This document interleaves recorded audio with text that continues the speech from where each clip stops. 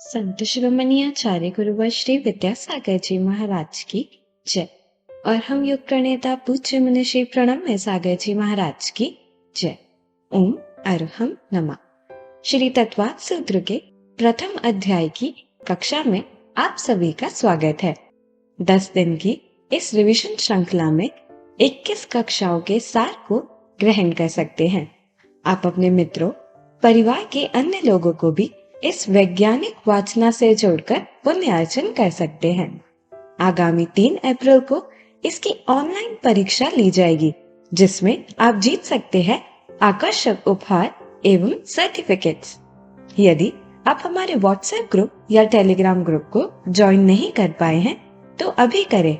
इससे आप अपनी शंकाओं का समाधान प्राप्त कर सकते हैं। क्वालिफाइड शंकाओं को समाधान के लिए मुनि श्री के समक्ष रखा जाएगा। इस कोर्स की सभी जानकारी के लिए विजिट करें ttv.arham.yoga या QR कोड स्कैन कीजिए। तो चलिए आज की रिवीजन कक्षा मुनि श्री के मुख से सुनते हैं। सुना है बहुत से लोग ऑनलाइन तत्वार सूत्र पढ़ रहे हैं, सुन रहे हैं। ये एक बहुत ही अच्छी स्वाध्याय की प्रक्रिया है। यह प्रक्रिया जितनी अच्छी है उसका लाभ भी उतना ही अच्छा होना चाहिए। ऐसा ना हो कि लोग केवल सुने देखें और टीवी पे जैसे अन्य कार्यक्रम आते हैं बस एंजॉय करके उसको निकाल दें। यह तत्वार सूत्र जैन धर्म का एक बहुत ही बेसिक ग्रंथ है और इस ग्रंथ के माध्यम से हम अपने ज्ञानावरण कर्म के क्षयोपशम को बहुत बढ़ा सकते हैं, अपने अंदर संस्कार डाल सकते हैं। देखने में आता है अन्य अनेक तरह के जो भी और धर्म को मानने वाले लोग हैं वो सब भी अपने अपने धार्मिक ग्रंथों का बच्चों को खूब रटाते हैं, पढ़ाते हैं। इस तरह की कमी की पूर्ति करने के लिए अपने बच्चों को, बड़ों को, सबको ये जो तत्वार सूत्र के सूत्र हैं इन्हें याद करने की एक प्रक्रिया प्रारंभ होनी चाहिए और इस प्रक्रिया से ही बहुत लाभ मिलते हैं। जब धर्म ग्रंथ को हमने पहली बार तत्वार सूत्र के रूप में पढ़ा था और पढ़ते पढ़ते याद किया था तो मैं उसी का ही प्रतिफल समझता हूँ कि मैं आचार्य श्री के पास जब आया था और पहली बार जब आचार्य श्री के सामने उसको बिना देखे हुए पढ़ाया था तो आचार्य श्री की जो प्रसन्नता थी वो अद्भुत थी और उसी के कारण से वो हमेशा हमें ध्यानपूर्वक, वात्सल्यपूर्वक हमें पढ़ाते थे तो पढ़ा रहे हैं। तो ये संस्कार जो आते हैं या अपने अंदर भी ज्ञान का जो क्षयोपशम बढ़ता है वो सब इसी तरह के आचार्य पढ़ी सूत्रों के याद करने से बढ़ता है। इसलिए हर बच्चे को इन सूत्रों का अच्छे ढंग से अध्ययन होना चाहिए और इनका स्मरण करने के लिए इन्हें याद कर लेना चाहिए ताकि ये हमेशा अपने काम में आते रहें। और इस तरह से जैनत्व की एक बहुत बड़ी पहचान हम बना सकते हैं। जैसे वैदिक लोग वेदों का उच्चारण कराते हैं और वेदों के कुछ मंत्रों को रटा करके अपने गुरुकुलों में बच्चों को पढ़ाते हैं।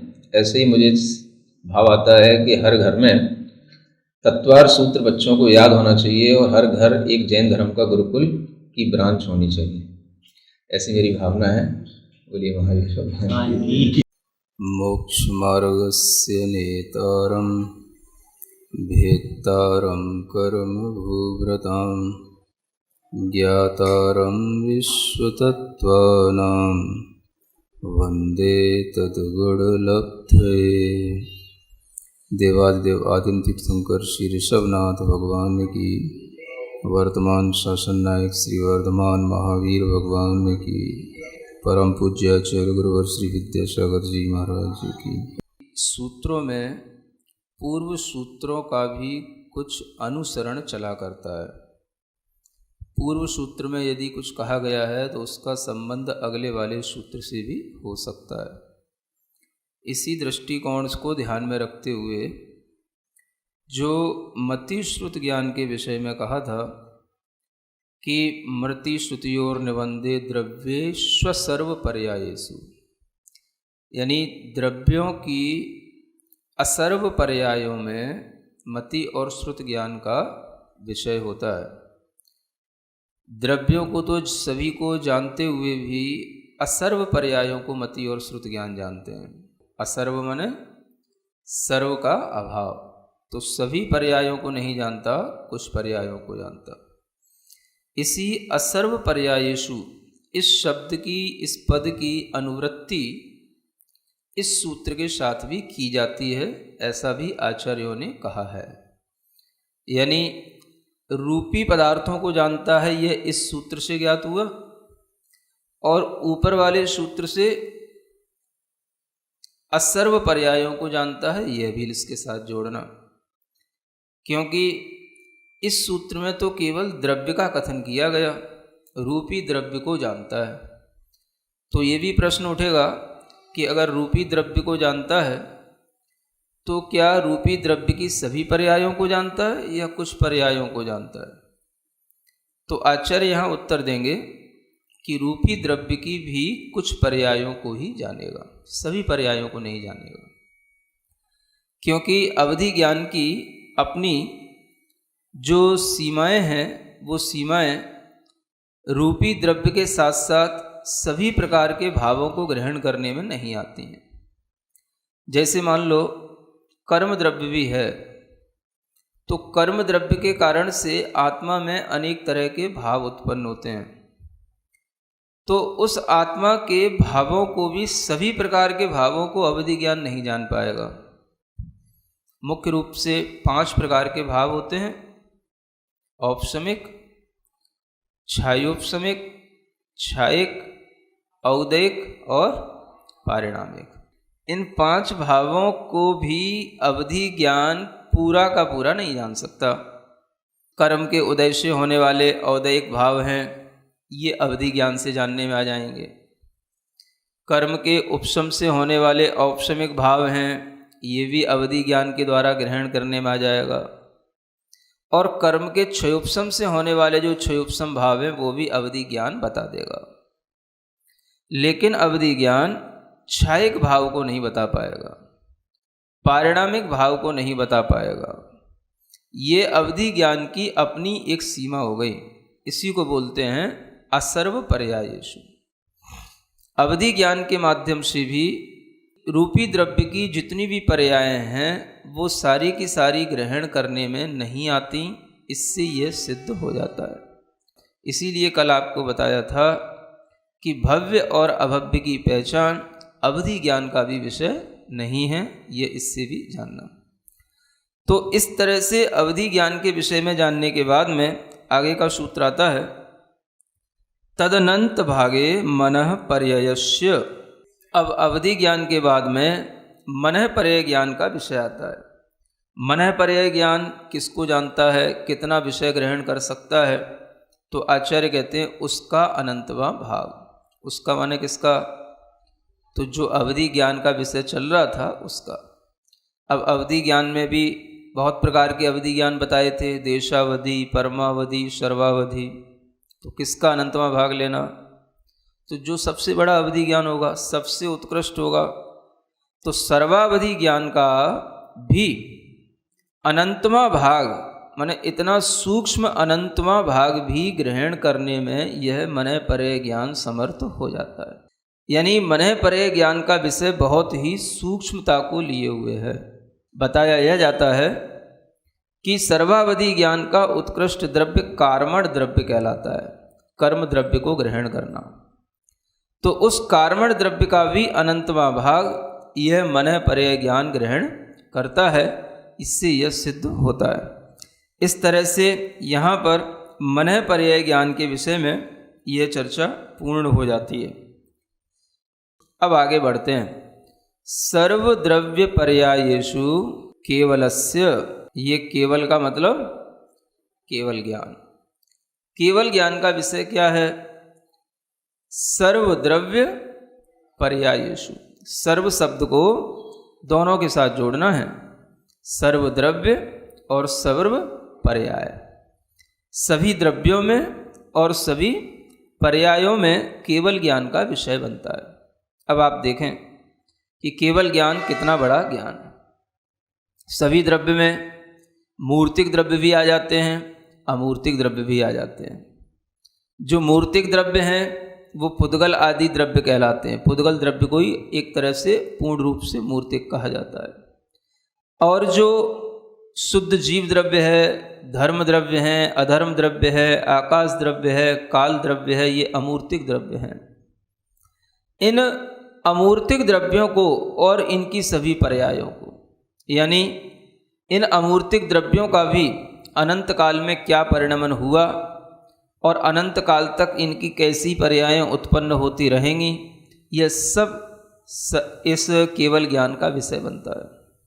भूत भावी भविता, भूतकाल की भी पर्यायें, आगे होने वाली भविष्यत काल की भी पर्यायें और वर्तमान काल की भी पर्यायें, यानी पर्यायों की भी पूर्णता का ज्ञान इस केवल ज्ञान में है। समझने में आ रहा है ना? यानी केवल ज्ञान से कोई भी किसी भी तरह का परिणमन छूटा नहीं। क्या इस द्रव्य का परिणमन भविष्य में होगा, यह भी ज्ञान में है, और क्या हुआ है, क्या था, यह भी ज्ञान में। अब जब हमारे सामने ये बात आती है कि सभी द्रव्यों की सभी पर्याय ग्रहण की जाती हैं, तो एक प्रश्न कई बार बड़े भी पूछ लेते हैं।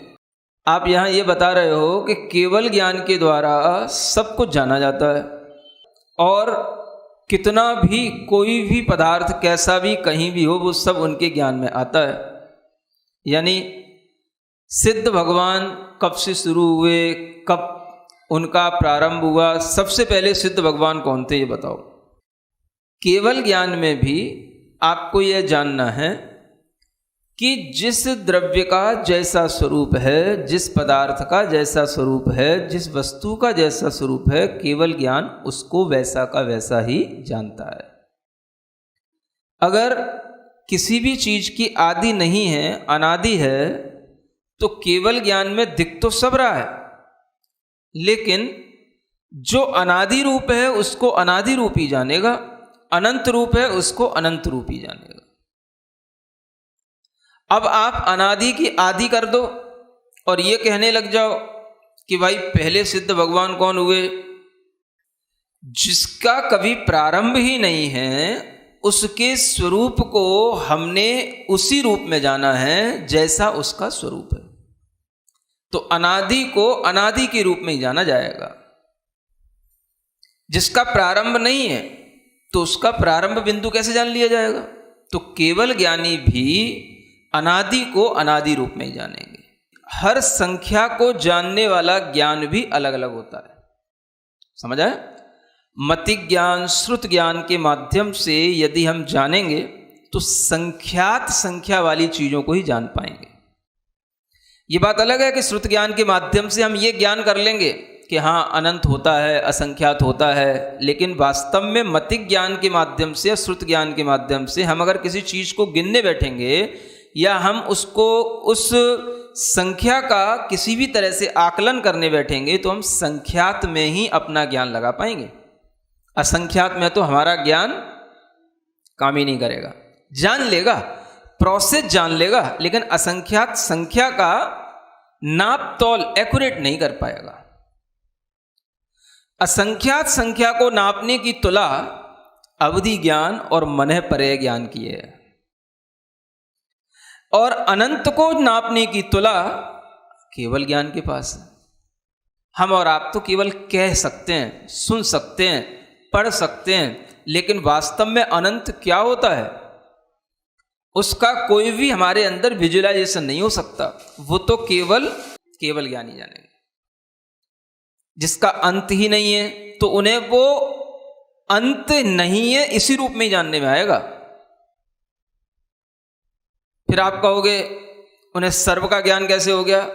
तो सर्व का ज्ञान का मतलब ये नहीं है कि उन्हें उसका अंत दिख रहा है। अनंत वाली चीज का अगर वो अंत देखने लग गए तो फिर वो चीज अनंत कैसे कहलाएगी? जो चीज वैसी ही है, जो स्वरूप जिसका जैसा है उसको वैसा ही जाना जाएगा। कोई भी चीज उनके ज्ञान से बाहर नहीं है।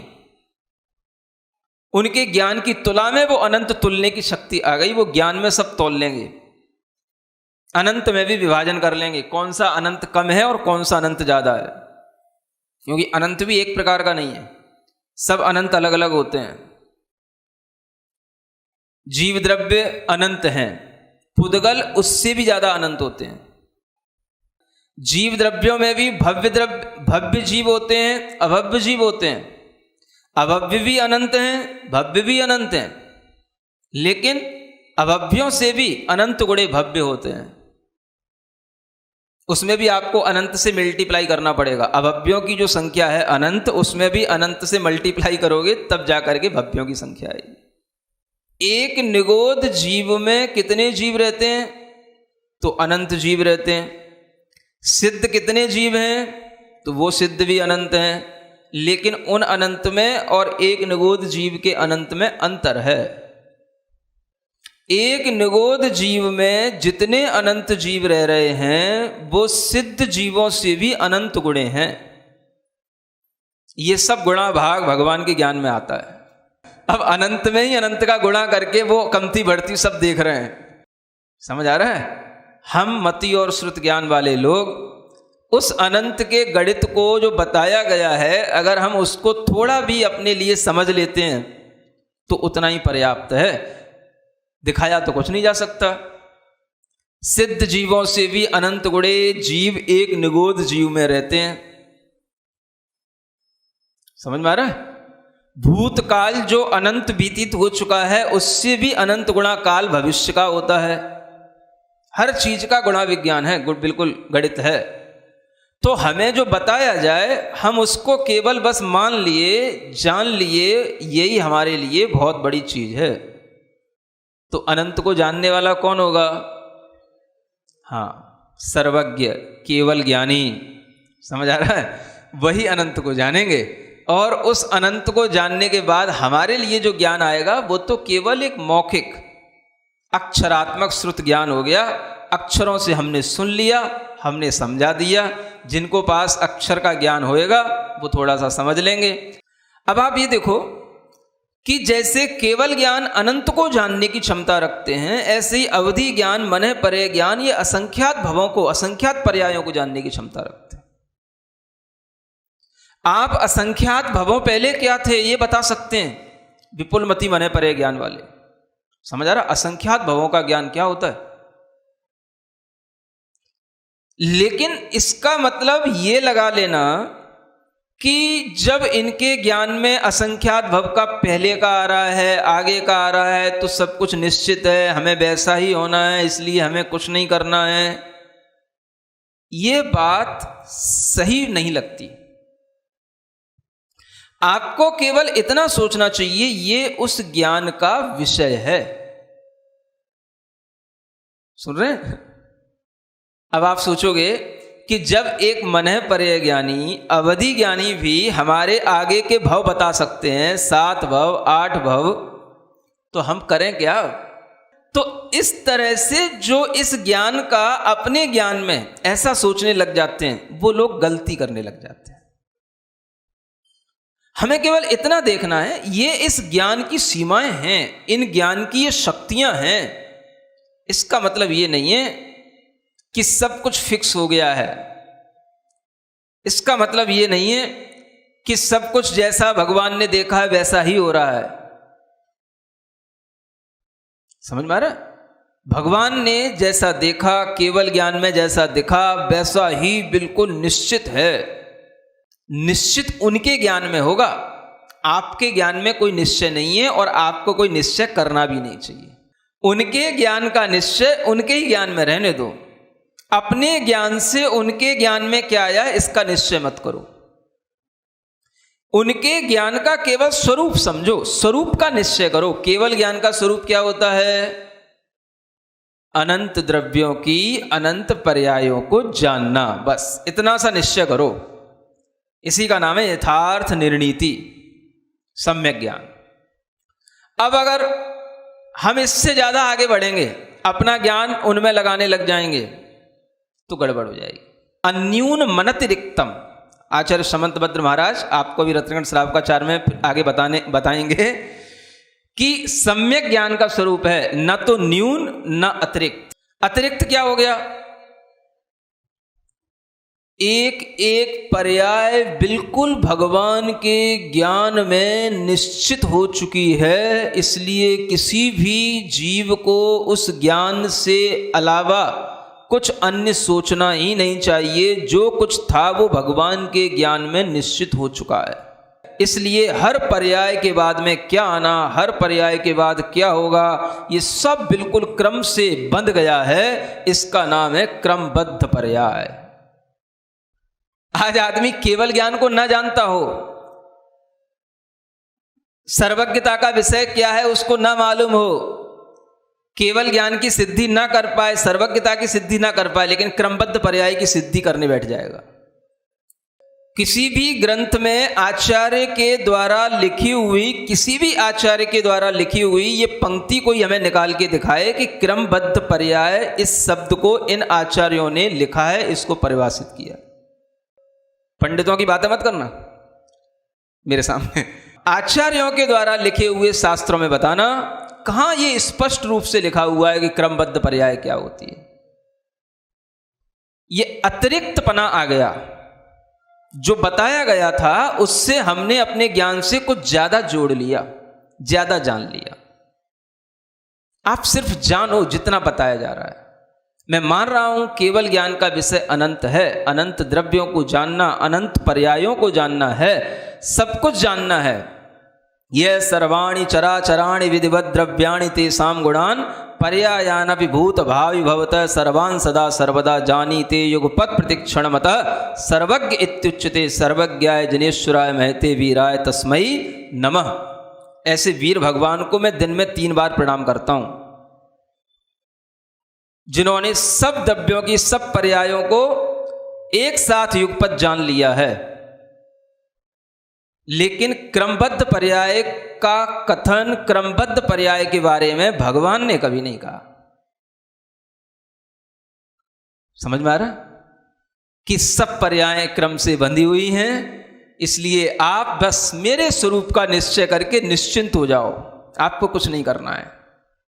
काल लब्धि आएगी, अपने आप कर्मों की उठापटक होगी, स्थिति अनुवाद घट जाएंगे, अपने आप आपके लिए सम्यक दर्शन हो जाएगा। सम्यक दर्शन होने के बाद में फिर अपने आप चारित्र मुनि कर्म का क्षयोपशम होकर के आपको चारित्र मिल जाएगा।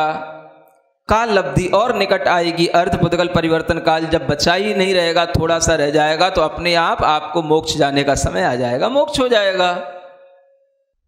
ये ज्ञान हम भी जानते हैं, लेकिन सिद्धांततः इस तरह के व्याख्यान आगमानुकूल नहीं होते हैं। यह सम्यक ज्ञान नहीं है। ज्यादा ज्ञान को, अपने मतिक ज्ञान को, श्रुत ज्ञान को केवल ज्ञान में मत जोड़ो। आप इतने बड़े ज्ञानी नहीं हो गए हैं। ये सब स्वरूप विपर्यास कहलाता है। क्या कहलाता है? अगर हम जो बताया गया है उससे ज्यादा कुछ अपने आप को जान रहे हैं तो ये उसका स्वरूप नहीं है। स्वरूप इतना ही था। कितना सा स्वरूप है? केवल ज्ञान का विषय सब द्रव्यों की सभी पर्यायों को जानना है, ये सबको मान्य होना चाहिए। अब इससे आगे अपना ज्ञान चलाना ये अपने लिए विपर्यास का काम करने वाला है। पुरुषार्थहीन होना, पुरुषार्थ के नाम पर कर्म का उदय बताना, ये सब बहानेबाजियां, ये सब हमारे लिए सम्यक ज्ञान नहीं है। ये सब हमको सम्यक ज्ञान से बचाने वाली चीजें हैं। स्वरूप का ज्ञान सिर्फ इतना ही है, किस ज्ञान का क्या विषय है, बस इतना जानो, तभी आपका ज्ञान सम्यक ज्ञान रह पाएगा। तो ये सम्यक ज्ञान की शर्त है, आचार्य समंतवत महाराज ने कही है। ना तो जो बताया गया उससे कम करना, और ना जो बताया गया उससे ज्यादा बोलना। जो लिखा है उतना ही बोलना, जो नहीं लिखा है वो भी आपकी समझ में यदि आ रहा हो, और अगर वो आगम विरुद्ध न हो रहा हो तो ही बोलना, और अगर आगम विरुद्ध हो रहा है तो आप अपना मुंह बंद कर लेना। आगम में जो शब्द दिए गए हैं, जिन चीजों की व्याख्याएं की गई हैं, जो सूत्र के रूप में हमारे सामने उपलब्ध हैं, हमें सिर्फ उतना ही ज्ञान दूसरों को देना चाहिए। केवल ज्ञान का विषय सब कुछ है, लेकिन फिर भी आप निश्चय एकांत को पकड़ करके मत बैठ जाना, क्योंकि निश्चय एकांत भी अपने आप में मिथ्यात्व कहा गया है। समझ आ रहा है? एकांत तो मिथ्यात्व है। अगर आपने ऐसी कोई अवधारणा बनाई तो वह निश्चय एकांत है, और उसके कारण से आप कभी भी सम्यक्त को उपलब्ध नहीं हो पाएंगे, चाहे कितना ही सम्यक्त की चर्चा करें। आगे, एकादीनि भाज्यानि युगपदे कस्मिन्ना चतुर्भ्य। अब देखो यहाँ क्या कहते हैं। अब सवाल आता है कि एक साथ एक आत्मा में कितने ज्ञान हो सकते हैं महाराज? आपने तो बहुत ज्ञान बता दिए, 5 ज्ञान बता दिए, है ना? तो एक साथ कितने ज्ञान हो सकते हैं एक आत्मा में? तो आचार्य कहते हैं एक आदि, एक को प्रमुख बनाओ, माने एक भी हो सकता है। एक को आदि लेकर के भाज्यानि, भाज्यानि का मतलब होता है विकल्प, आगे के ज्ञान हो भी सकते हैं, नहीं भी हो सकते हैं। कैसे? युगपद माने एक साथ, एकस्मिन माने एक आत्मा में, आ चतुर्भ्य माने 4 ज्ञान तक हो सकते हैं एक आत्मा में। तो 5 ज्ञान एक साथ कभी नहीं होते। अब एक ज्ञान होगा तो कौन सा होगा? केवल ज्ञान। केवल ज्ञान सिर्फ केवल ज्ञान में ही रहेगा, केवल ज्ञान के ही साथ रहेगा, केवल ज्ञान का और कोई साथी नहीं है।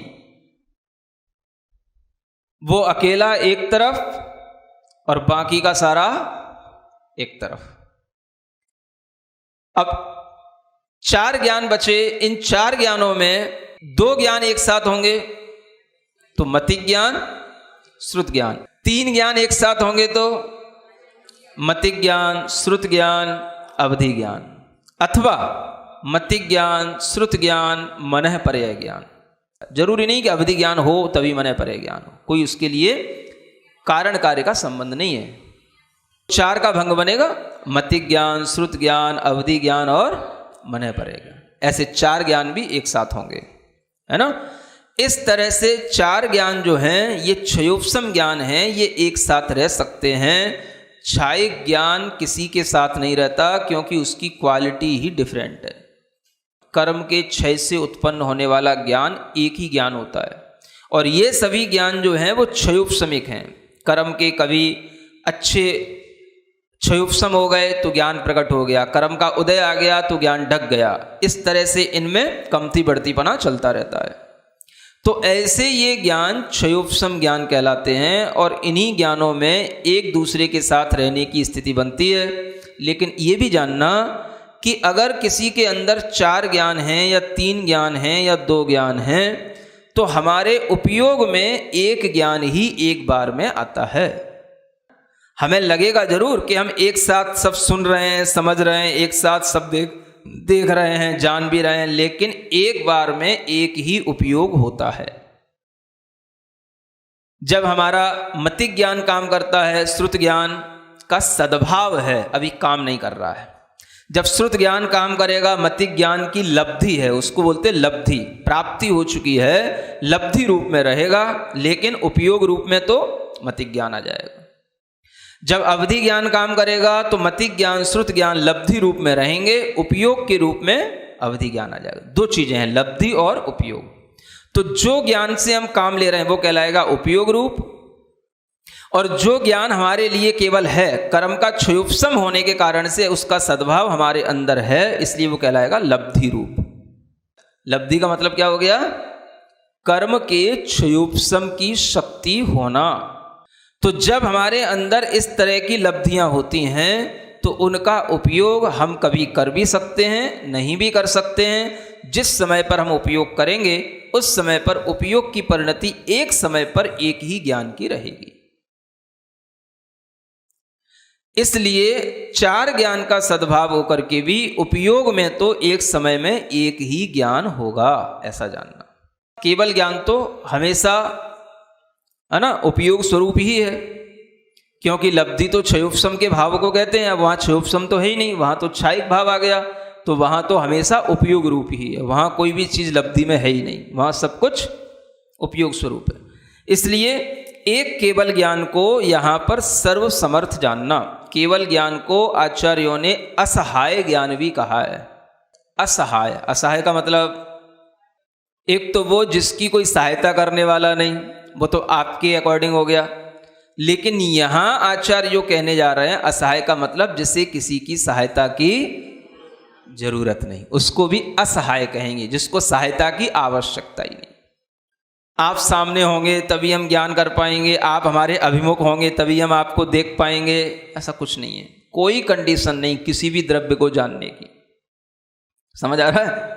कहीं भी पर्वतों के पीछे, नदियों के नीचे, समुद्रों के भीतर जो भी जीव है, पुद्गल है, सब ज्ञान में आता है। कितनी मोटी मोटी दीवारें हो, गुफाएं हो, अंधकार हो, कुछ भी हो, उसके अंदर भी क्या है, एक एक पॉइंट पर क्या क्या स्थित है, वो सब इस ज्ञान में आता है। समझ आ रहा है? केवल आत्मा से होने वाला वह शुद्ध प्रत्यक्ष ज्ञान, जिसे हम असहाय केवल ज्ञान कहते हैं, तो वह केवल ज्ञान एक अकेला ही रहता है। एक और आप लोगों के दिमाग में भ्रम हो सकता है, उसे भी दूर करना। कुछ लोग कहते हैं देखो केवल ज्ञान तो एक बड़ी हैलोजन हो गई और मति ज्ञान, श्रुत ज्ञान छोटे छोटे बल्ब हो गए। समझ आ रहा है? तो हैलोजन की लाइट में छोटे छोटे से 25, 50, 100 वाट की लाइटें कोई भी महत्व नहीं रखती या नहीं दिखती, इसलिए हैलोजन की लाइट ही दिखाई देती। इसी तरीके से केवल ज्ञान में कोई भी मति ज्ञान, श्रुत ज्ञान कुछ भी दिखता नहीं, कोई भी जानने वाला, कोई भी काम उससे होता नहीं, इसलिए केवल ज्ञान को केवल ज्ञान कहा जाता है। तो इस तरह से समझाने वालों की समझाइश भी आप गलत समझना। इसी सूत्र से आपको उत्तर देना है कि आपका यह उदाहरण गलत है, क्योंकि आगम में अगर हम इस तरह से स्वीकार कर लेंगे तो एक साथ 5 ज्ञान होने की आपत्ति आ जाएगी, क्योंकि यह स्वरूप के विपरीत जा रहा है। स्वरूप विपर्यास इसी का नाम है। तो उदाहरण किसी भी चीज का व्यवहारिक रूप में मिल सकता है, लेकिन सिद्धांत से अगर वो उदाहरण मैच करेगा तब तो वो उदाहरण हम कहेंगे हाँ ठीक है, मान रहे हैं। अगर वो उदाहरण सिद्धांत विरुद्ध जा रहा है तो उदाहरण भी उदाहरण नहीं कहलाता है। कोई भी कुछ भी कहे उससे पहले सोचना चाहिए कि ये सिद्धांत के साथ है या सिद्धांत विरुद्ध है। तो आपके पास में ये सूत्र इसीलिए पढ़ाए जा रहे हैं कि आपको अब तर्क करने की, सूत्र के साथ में बोलने की एक क्षमता आ जाए। थोड़ा सा और पढ़ लें। मति श्रुतावधियो विपर्ययश्च। अब यहां पर सम्यक ज्ञान का वर्णन होने के बाद में लास्ट में मिथ्या ज्ञान का भी वर्णन कर रहे हैं, और ये बता रहे हैं कि विपर्यय माने विपरीत रूप 3 ज्ञान होते हैं। कौन कौन से?